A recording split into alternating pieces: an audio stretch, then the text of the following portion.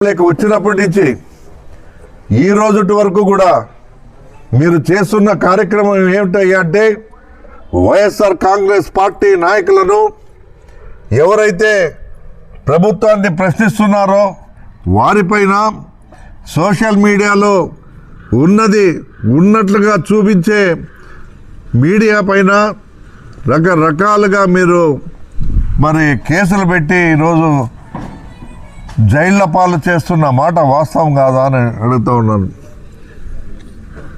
ఇవన్నీ కూడా చూస్తూ ఉంటే నిజంగా చాలా బాధాకరం అనిపిస్తూ ఉంది.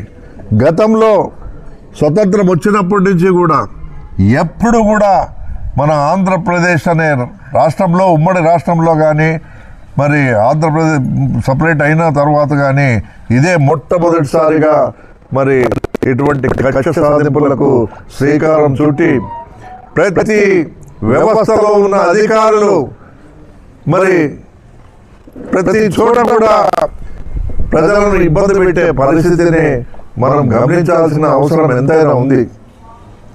కాబట్టి నేను ఒకటే చెప్తా ఉన్నాను, ఇప్పటికైనా ప్రజలు అర్థం చేసుకోవాలి. ఇటువంటి ప్రభుత్వాలకు ఓటు వేసి మోసపోయేదానికంటే మరి మంచి ప్రభుత్వాలను ఎన్నుకుంటే తప్పకుండా రాబోయే దినాల్లో మంచి జరుగుతుందని ఇప్పటి నుంచైనా మీరు ప్రజలు గమనించాలని కూడా ప్రజలకు కూడా మేము ఈ మీడియా ద్వారా పత్రికా ముఖంగా కూడా తెలియజేస్తూ ఉన్నాం.